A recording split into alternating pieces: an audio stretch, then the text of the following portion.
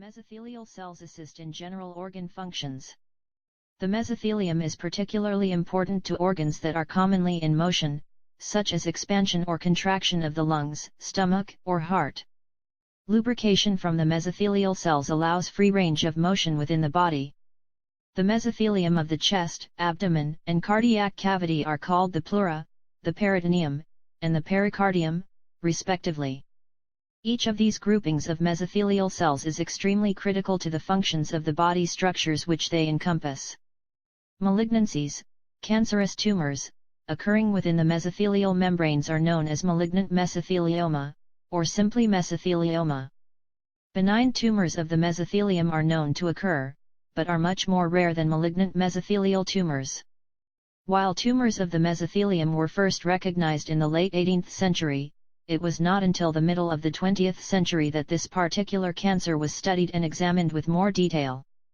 It was at this time when suspicions of the cancer's causal relationship with asbestos exposure became more substantiated.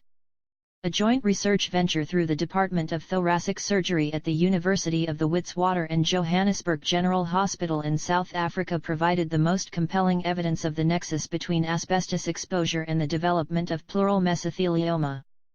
Incidence of mesothelioma is still quite rare, with only 2,500 to 3,000 diagnoses in the United States each year. There was a spike in reported diagnoses between 1970 and 1984, which has been attributed to the latency period between diagnosis and the height of industrial exposures, which occurred roughly 40 to 60 years prior to this time. While exposure was common across the United States in nearly all industries, it was particularly prevalent in the World War II-era military-industrial cycle, including Navy shipyards.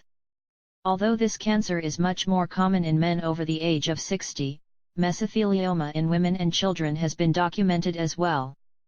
Mesothelioma causes for diagnosis in women and children are mainly attributed to secondary exposure to asbestos, as it was not uncommon for men to bring asbestos back into the home on their bodies or clothing.